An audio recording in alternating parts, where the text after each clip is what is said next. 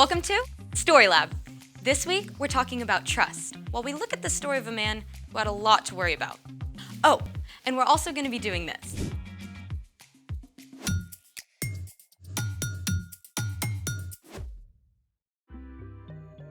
Hey, I'm Skylar, and this is Sebastian. And we're talking about trust, which is putting your confidence in someone you can depend on. Sebastian has an experiment planned for us today that I'm trusting will be incredible. Yeah, about that. You said you have something really cool. I did. I do. So... I didn't actually test it out yet. you don't think it's gonna work? I'm just a little worried. Well, what is it? This. We're gonna have a snack? No, we're gonna balance these forks together at once on the end of this toothpick, on the rim of that glass. Seriously? See, I knew it. No. We should try it. You'll think it'll work? I don't know, but just because you're worried doesn't mean we shouldn't try. Well then, let's make it. Step 1, interlock the tines of the fork. All right, what if we, did it. That wasn't so bad. Step 2, stick the toothpick through the middle of the fork. And yes. So far, so good. Step 3, balance the forks on the rim of the glass. And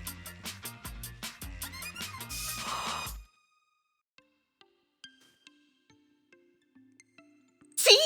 You did it! Super cool. You didn't have anything to worry about. that's not what I was worried about. What are you worried about? Step 4, Step 4. do not try step 4 without a grown-up. You'll do. Thanks. Step 4, we light the end of the toothpick on fire. Hold on, what's supposed to happen now? We light the toothpick on fire, it burns down to the rim, the fork stays balanced. That's not possible. There would only be a tiny piece of toothpick still on the glass. See, now you're worried. Maybe a tiny bit. Are we doing this? You are doing this. Countdown, please. 3, 2, 1. Fire in the hole.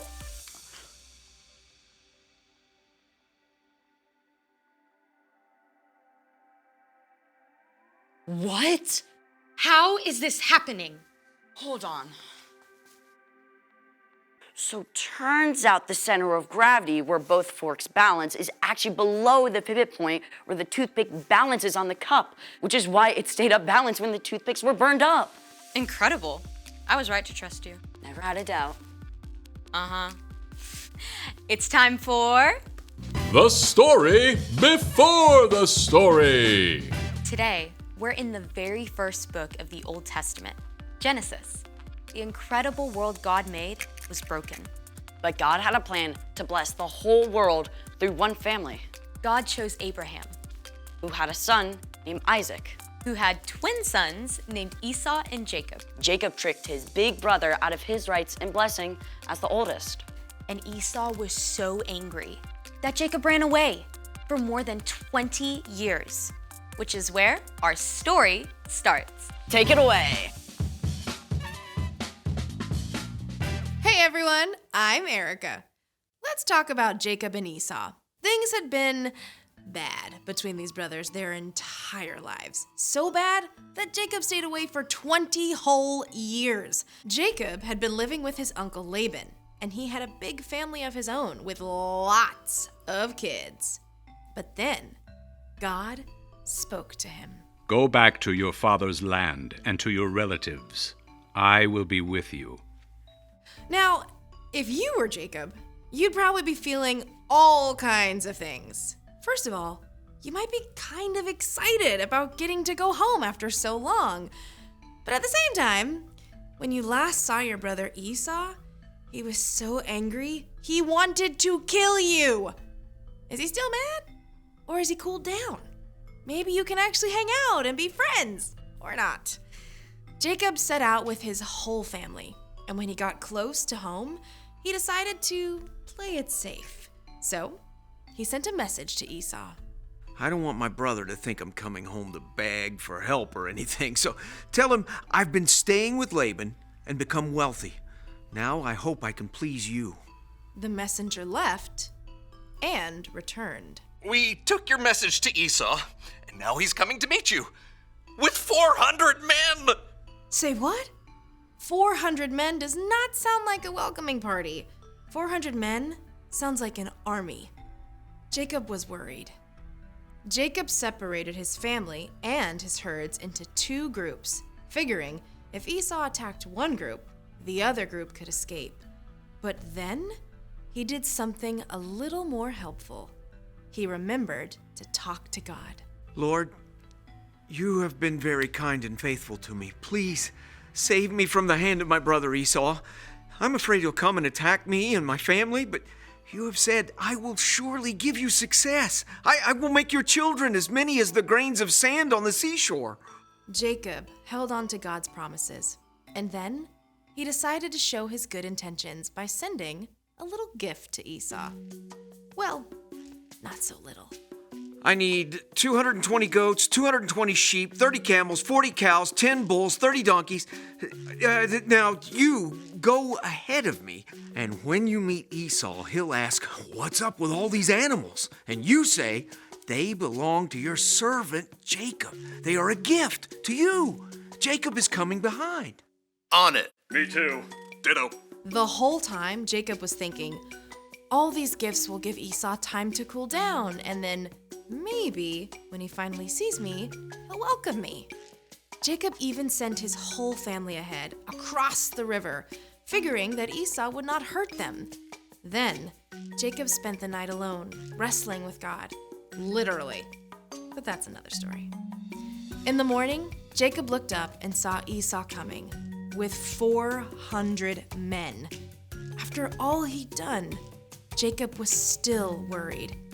But this time, he didn't hide behind his family or gifts. He went on ahead. And as Jacob neared Esau, he bowed down to the ground 7 times. It's the moment we've all been waiting for. The brothers finally meet. Jacob and his whole family are all tensed up because this could turn into all-out war at any second. But instead, Esau ran to Jacob. He hugged him and kissed him, and both brothers wept for joy. After all that time, their family was reunited. Esau asked, Who are all these people with you? They are the children God has so kindly given me. Why did you send all those herds I saw? I hoped I could do something to please you. I already have plenty, brother. Keep them. No, please, accept this gift. Seeing your face is like seeing the face of God. Then Esau went back to his home, and Jacob camped with his family in Canaan. The end! Wow. Jacob was so worried, but what he was afraid of didn't happen. Kind of sounds a lot like me today. I mean, I spend time stressing about something and then it turns out okay. It's super easy to do that, but you can trust God with the little stuff and the big stuff too. Jesus did that. I mean, even when he knew he was going to be arrested, he talked to God about it. And then he trusted God to be with him through everything. That's right. You know, talking with God is a big part of trusting God. So, what's our part in this story? Well, maybe you're really worried about a big test. You can ask God to help you study and give you a clear mind. And then trust that you'll be okay, no matter how the test goes. Or your parents are going on a big trip, and you'll be staying with your grandma for a whole week. You can ask God to give you peace and trust that God will be with you the whole time. I was so worried all week figuring out a cool experiment to do. I kind of forgot to talk to God about it. I guess that really would have helped. For sure. I'll see you next time. Here's the thing. You can trust God even when you're worried. See how your experiment turned out? Brilliant. Next upon this toothpick, I shall balance myself. Hold this. You're actually doing this. Okay, thanks for joining us in the Story Lab. We'll see you next time.